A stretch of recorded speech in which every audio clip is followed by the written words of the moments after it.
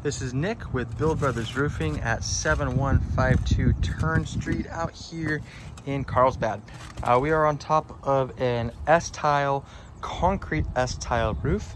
Nice thing with this tile, and the thing with concrete tile in general, is that it does get stronger as it ages. So this tile is in great shape. Obviously there are some broken tiles on this roof. You can see we got some chips that are coming around.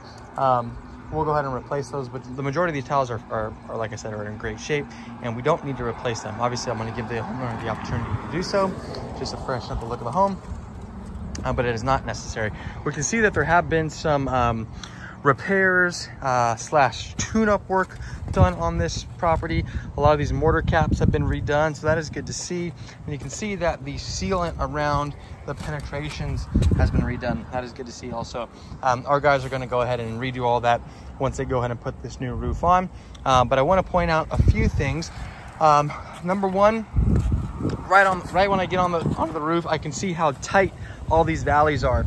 Okay, so what happens is when these valleys get to be so tight, and this is just how these homes were built, it doesn't allow for water to run as freely off the roof. It also allows for a lot of debris to accumulate within the valleys. All those leaves and rocks and pieces of broken tile, they accumulate within those valleys, and as that water is flowing, instead of just flowing off the roof, it ends up diverting underneath the tiles, and you end up getting leaks, kind of like we had over there. So I pulled some tiles just to show what the condition of that underlayment is. So when we do this roof, we want to open up these valleys, okay? The other thing I noticed is we have these big dormer vents. Now, these vents are always susceptible to leaks. The last roof that we did, which was James's right down the street, he had mentioned that the HOA does not allow for these vents to be eliminated. So we can go ahead and just reinstall these vents if the customer would like.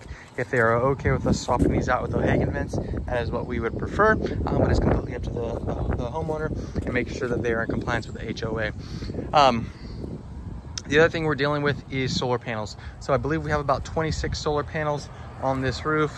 We have this array right here. We have this array over here, and then we have this array right there.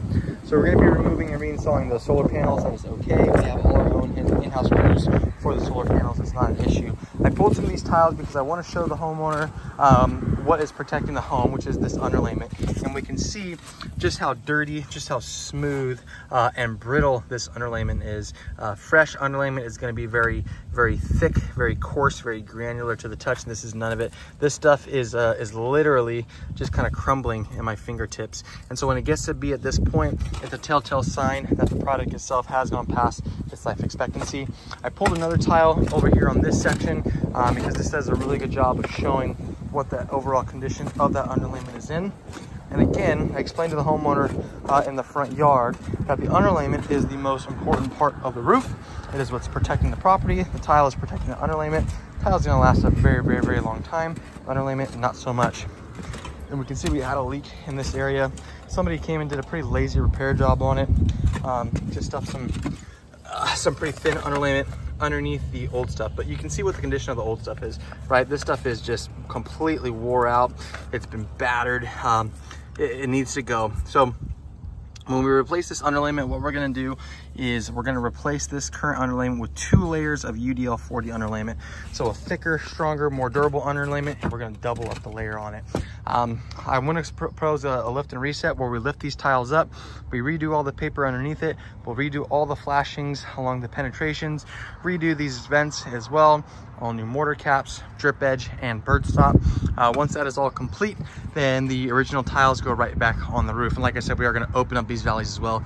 The homeowner does have the opportunity to go with a new tile roof, which is what I always suggest, just because doing a lift and reset with the original tile on the roof can be somewhat underwhelming sometimes for a customer because it really doesn't look like you did much. A new fresh tile roof, it's going to look really clean, and it's going to give the customer a lot more satisfaction when the job is complete. That is it for my inspection.